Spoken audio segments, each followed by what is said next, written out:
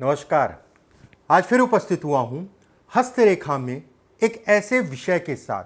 बहुत सारे लोग सोचते होंगे, देखते होंगे कि मेरे हाथ में इस जगह पे कई रेखाएं हैं, या फिर इस जगह पे कई रेखाएं हैं, या फिर इस जगह पे कई रेखाएं हैं, या फिर इस जगह पे कई रेखाएं हैं। कोई भी माउंट हो, चाहे शुक्र हो, चाहे चंद्रमा हो, चाहे मंगल हो, चाहे गुरु हो, चाहे आपका जो है बुध हो, इन रेखाओं का क्या मतलब है? ये रेखाएं अगर कहा जाए रंग को राजा भी बना देती हैं। इन रेखाओं में बड़ी पावर है, इन रेखाओं में बड़ी ऊर्जा है। इन्हीं रेखाओं से संबंधित मैं आपको कुछ चीजें बताता हूं। अगर ये रेखाएं हैं तो यकीन मानिए आने वाला समय आपका होगा। जिन चीजों में मैं फायदा कहूंगा, लगभग फायदे की ही रेखा है ये। किस तरीके से फायदा, किस जगह पे फायदा, नौकरी में फायदा, व्यवसाय में फायदा, राजनीति में फायदा, किस जगह पे आपको फायदा मिलेगा, और थोड़ा मोड़ा कहीं अगर नुकसान है तो किस जगह पे नुकसान मिलेगा, इस पे हम बात करेंगे। बेहद महत्वपूर्ण विषय है ये। चलिए कार्यक्रम को शुरू करते हैं। सबसे पहले देवगुरु बृहस्पति से शुरुआत करते हैं। गुरु का क्षेत्र, गुरु की उंगली पहले समझ लीजिए कौन सी होती है। अंगूठे की बगल वाली उंगली जो है गुरु की उंगली कहलाती है। ये उंगली, ठीक है, ये उंगली गुरु की उंगली है। गुरु का क्षेत्र अगर कहा जाए ये होता है। इस जगह से हम लोग गुरु का विचार करते हैं। अगर इस जगह पे आपकी कई रेखाएं हैं, मान के चलिए 3 रेखाएं या 4 रेखाएं या उससे ज्यादा रेखाएं, 2 रेखाएं हैं तो भी प्रभाव पड़ेगा, उसमें कोई दो राय नहीं है। अगर इस जगह पे कई रेखाएं हैं तो ऐसे में कहा जाएगा कि भाग्य को बढ़ाने वाली रेखाएं ये कहलाएंगी। जीवन में उतार चढ़ाव होंगे, उसमें कहीं कोई दो राय नहीं है। कई रेखाएं उतार चढ़ाव को भी दिखाती हैं, लेकिन व्यक्ति भाग्यशाली है। उन उतार चढ़ावों से निकलने का रास्ता व्यक्ति को मिल जाता है। ऐसे लोगों को जीवन में कभी भी उधार लेन देन इत्यादि चीजों में हमेशा सावधानी रखनी चाहिए। मांग नहीं पाएंगे। दया अगर कहा जाए या माफ करने की स्थितियां अगर कहा जाए ऐसे लोगों के अंदर होती हैं। ऐसे लोगों में अगर कहें तो ईगो की प्रॉब्लम भी आ जाती है, या घमंड कह लीजिए आप। संतान को लेकर चिंताएं, और कहीं ना कहीं संतान को लेकर चिंताओं को भी ये इंगित करता है। धन के दृष्टिकोण से बहुत अच्छा है। ऐसे लोग धार्मिक होते हैं। ऐसे लोग अगर कहा जाए सादा जीवन उच्च विचार, ठीक है, जैसा चल रहा है चलने दीजिए। किसी ने टोक भी दिया, अरे कैसा कपड़ा। देखिए ऐसा है कि आदमी की सीरत अगर कहा जाए कपड़ों से नहीं है, व्यक्तित्व से है। ऐसी ऐसी बातें वो लोग बोलते हैं। नए नए कामों में रुचि लेते हैं। अगर ऐसे लोग राजनीति में उतर जाएं, या सामाजिक कार्य, समाज सेवा, सरकारी नौकरी, तो कहीं ना कहीं लोगों का हित करने वाले ऐसे लोग देखे गए हैं। उसमें कहीं कोई दो राय नहीं है। संघर्ष होगा, कई रेखाएं, उसमें कहीं कोई दो राय नहीं है, लेकिन संघर्ष से निकलने का रास्ता भी मिल जाएगा। ऐसे लोग बेहद भाग्यशाली होते हैं। दूसरी बात, अगर शनि के नीचे रेखाएं हैं, देखिए एक चीज का ध्यान रखिएगा, अगर रेखाएं जीवन रेखा और मस्तिष्क रेखा से मिल रही है तो ज्यादा अच्छा है। अगर स्वतंत्र है तो जो भी चीजें मैंने कहा वो तो है ही है। इस पे आपकी जो है 3-4 रेखाएं या उससे ज्यादा हैं, समस्याएं पीछा ही नहीं छोड़ती हैं। एक समस्या आई, उसको कैसे तैसे खत्म किया, दूसरी समस्या आ गई। कर्ज ऐसे लोगों की एक बहुत बड़ी समस्या है। आप देखिएगा अपने हाथ में, और खासकर हृदय रेखा पे अगर रेखा मिल रही है तो कर्ज बहुत सोच समझ के ही लीजिएगा। कर्ज पीछा नहीं छोड़ेगा आपका। ऐसे लोग अगर कहा जाए सफलता मिलती है, उसमें कहीं कोई दो राय नहीं है, लेकिन सफलता तक पहुंचने के बाद या पहुंचने वाले थे तब तक कुछ ना कुछ ऐसी स्थितियां बनती हैं कि फिर से नीचे बनते बनते काम रोकने की बात कर रहा हूं मैं। धन की आवत अगर कहा जाए अच्छी है, धन आता रहेगा, धन कभी रुकेगा नहीं।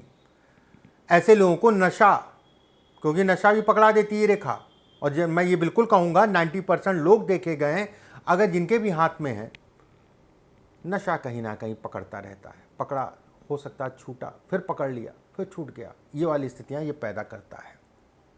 यात्राओं से संबंधित चीज़ों में बाधाएं, बीमारी को बढ़ावा, पेट और पेट के नीचे का पार्ट अगर कहा जाए तो पीड़ित, इन जगहों से व्यक्ति कहीं ना कहीं पीड़ित होता है।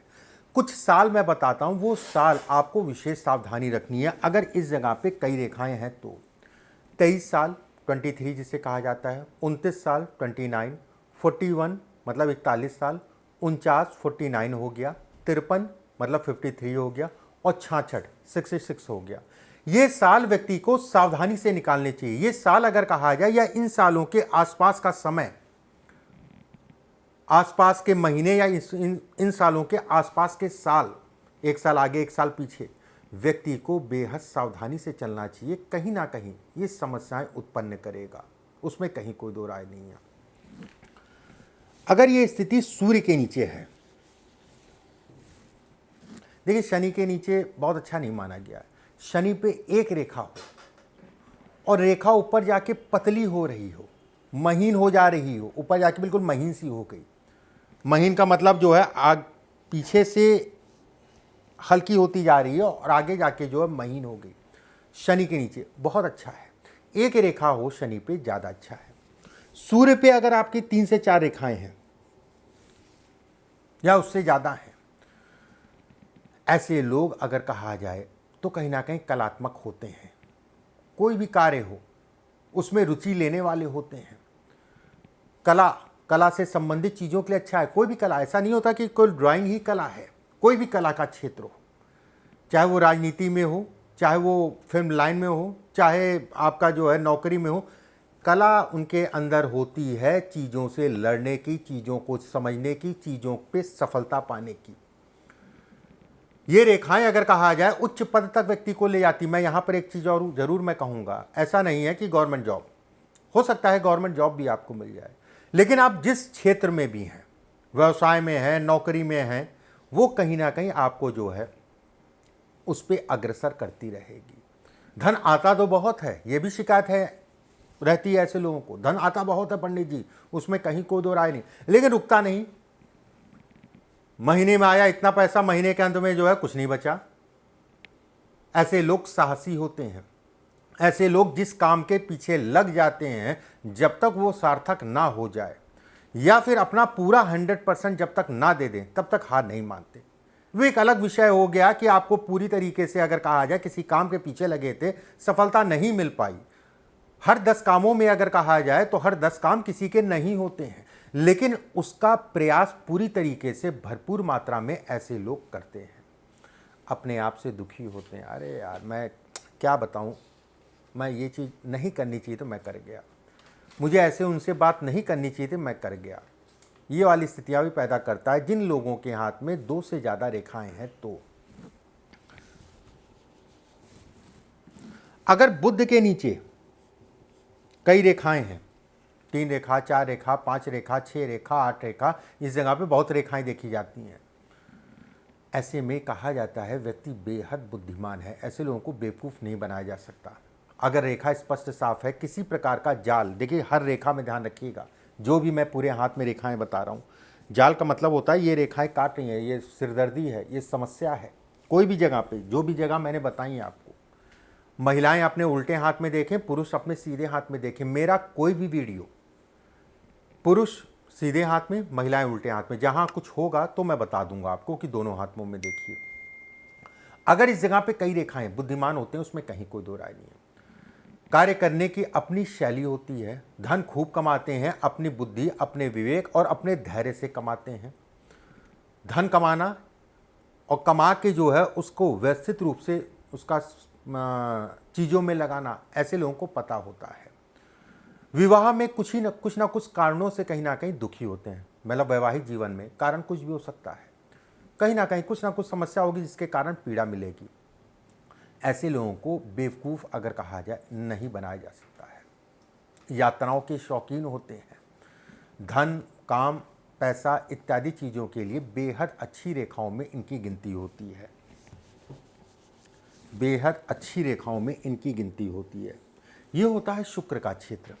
इतना हिस्सा हम लोग कहते हैं शुक्र का क्षेत्र। अगर शुक्र के क्षेत्र पे खड़ी खड़ी रेखाएं हैं, कटे पिटे ना, टूटे ना, इस चीज़ का ध्यान रखिएगा। अगर शुक्र के क्षेत्र पे जाल नहीं है, जाल का मतलब ये खड़ी खड़ी केवल रेखाएं हैं, एक आध हो गई कोई बात नहीं, नहीं है तो ज़्यादा अच्छा है। एक आध है भी तो उसका परिणाम वो कम करेंगी। ऐसे लोग भोग विलासी होते हैं, वाहन का सुख मिलता है, आकर्षक होते हैं ऐसे लोग।